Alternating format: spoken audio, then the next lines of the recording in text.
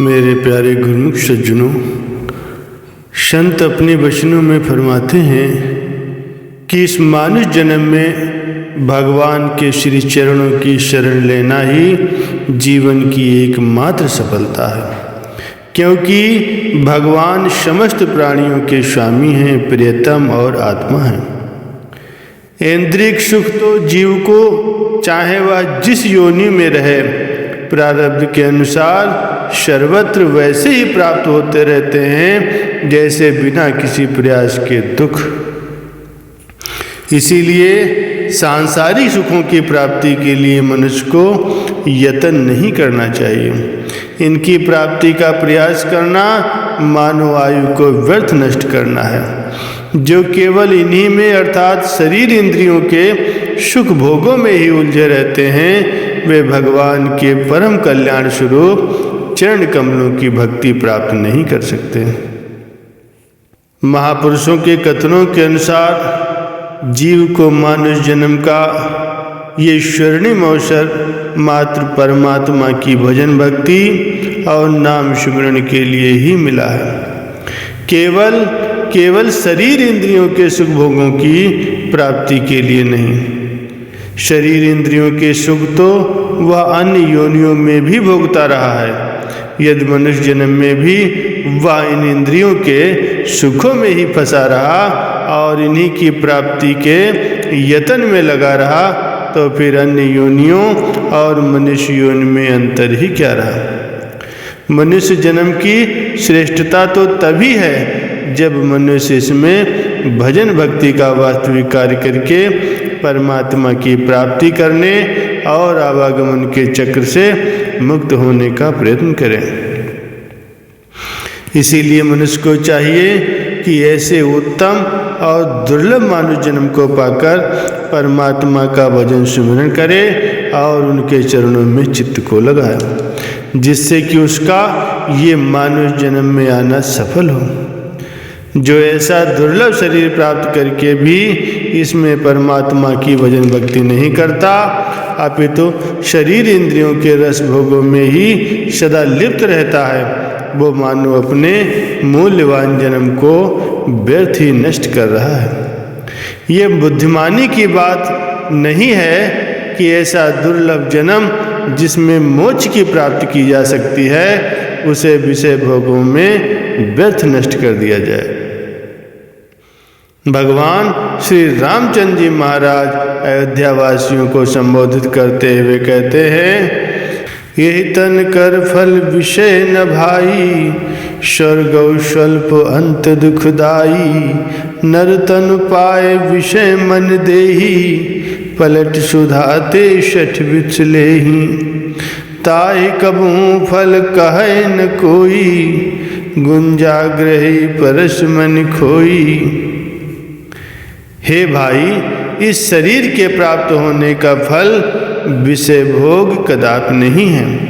इस जगत के भोगों की तो बात ही क्या है। यदि इससे स्वर्ग के भोग भी प्राप्त कर लिए जाएं तो भी वे बहुत कम हैं, क्योंकि वे भी अंत में दुख देने वाले ही हैं।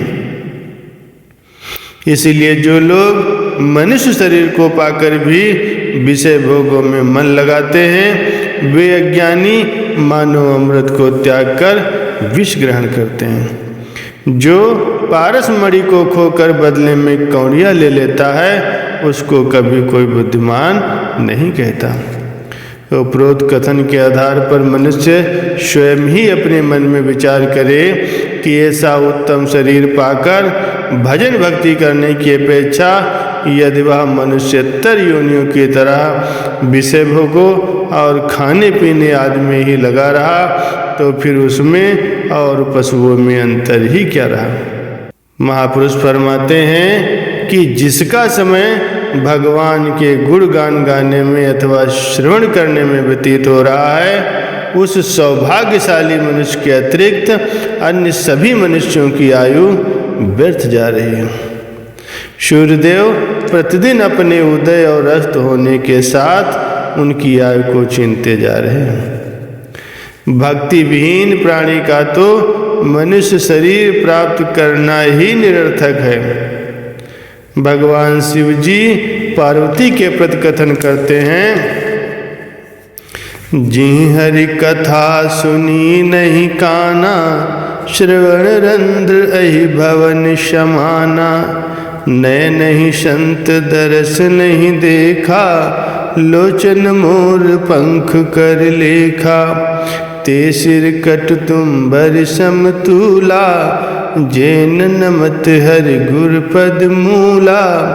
जी हरि भगत हृदय नहीं आनी, जीवत सब समान तेहि प्राणी। जो न करई राम गुण गाना, जी सो दादुर जीह समाना। कुलिस कठोर निठुर सोई छाती, सुनि हरि चरित न जो हर्षाति। अर्थात जिन्होंने अपने कानों से भगवान की कथा नहीं सुनी, उसके कानों के छिद्र सांप के बिल के समान हैं। जिन्होंने अपने नेत्रों से संतों के दर्शन नहीं किए, उनके वे नेत्र मोर के पंखों पर दिखने वाली नकली आँखों की गिनती में हैं।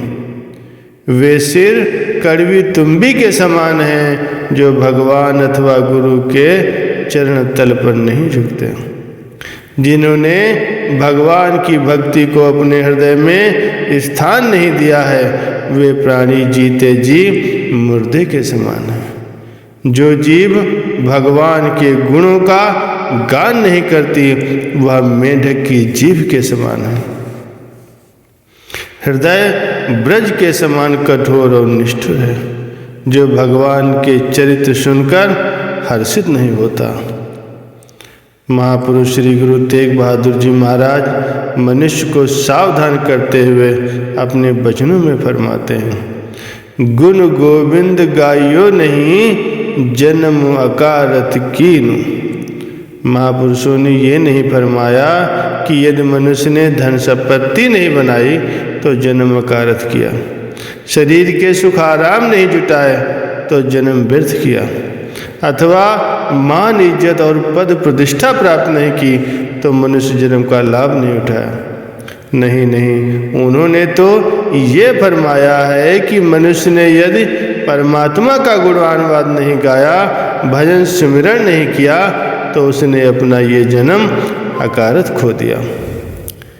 यदि संसार की स्थिति को देखा जाए तो देखने में यही आता है कि आम संसारी मनुष्य मानव जीवन के वास्तविक उद्देश्य से पूर्णतः अनभिज्ञ है। उन्हें इस बात का ज्ञान ही नहीं है कि ये शुद्ध दुर्लभ मनुष्य देह उन्हें किस लिए मिली है, ताकि वे इस शरीर के द्वारा भजन भक्ति और नाम की कमाई करके परमात्मा की भक्ति प्राप्त कर लें और जन्म मरण के चक्कर से हमेशा हमेशा के लिए छुटकारा प्राप्त कर लें। वे तो बस यही समझते हैं कि शरीर इंद्रियों के सुख भोगने के लिए ही वे इस संसार में आए हैं, परंतु ये उनकी नितांत भूल है। महापुरुष तो स्पष्ट शब्दों में चेतावनी देते हैं कि बड़ी खुशमती से मिली तुझे ये जिंदगी, इस जिंदगी को पाकर कर ले मालिक की बंदगी। गर न की बंदगी तो फिर किया ही क्या, ऐसो इशरत में गया वक्त फिर हाथ आया ही क्या। ये जन्म नहीं मिला यूं ही गंवाने के लिए, ये गनीमत वक्त मिला है प्रभु को पाने के लिए। महापुरुषों के उक्त कथन से ये बात स्पष्ट हो जाती है कि भजन भक्ति और नाम की कमाई करके परमात्मा की प्राप्ति करना ही मनुष्य का वास्तविक उद्देश्य है। किंतु संसार में बहुत कम मनुष्य ऐसे हैं जो मानव जीवन के वास्तविक उद्देश्य से परिचित हैं। अन्यथा आम संसार तो खाने पीने और शरीर इंद्रियों के भोगने में ही जीवन का उद्देश्य मान रहा है। जो थोड़े से मनुष्य वास्तविक उद्देश्य से परिचित भी हैं, तो वे भी भक्ति के सही साधन ज्ञात न होने के कारण लक्ष्य को प्राप्त करने में असफल रहते हैं। मनमति के अनुसार वे जप तप तीर्थ दान आदि अनेक प्रकार के शुभ कर्म करते हैं और उन्हीं को ही भक्ति का साधन समझते हैं। उन शुभ कर्मों के फलस्वरूप उन्हें स्वर्ग आदि की प्राप्ति तो अवश्य हो जाती है, किंतु परमात्मा की प्राप्ति उन्हें कभी नहीं होती। परमात्मा को प्राप्त करने में मनुष्य तभी सफल होता है जब वह समय के पूर्ण सद्गुरु की शरण ग्रहण करके उनकी आज्ञा के अनुसार भक्ति पथ पर चलता है। इसीलिए कहा जाता है कि सद्गुरु से मिलाप हो जाना अत्यंत सौभाग्य की निशानी है। महापुरुषों ने वचनों को उच्चारित किया है कि भाग से मिल जाए सद्गुरु तो बड़ी खुशकिस्मती होती है, कट जाता है आवागमन का चक्कर और मुक्ति मिल जाती है। यही काम है तेरा दास जो इस जन्म में हो जाएगा, सद्गुरु की शरण में आकर परमात्मा से मेल हो जाएगा। धन्य है आप सभी गुरुमुख जन जिन्हें समय के पूर्ण सद्गुरु की शरण संगत प्राप्त हुई है और ऐसा सत्संग प्राप्त हो रहा है। ऐसे गुरुमुखों का ही इस संसार में आना सफल और सार्थक है। बोलो जयकारा बोल मेरे श्री गुरु महाराज की जय।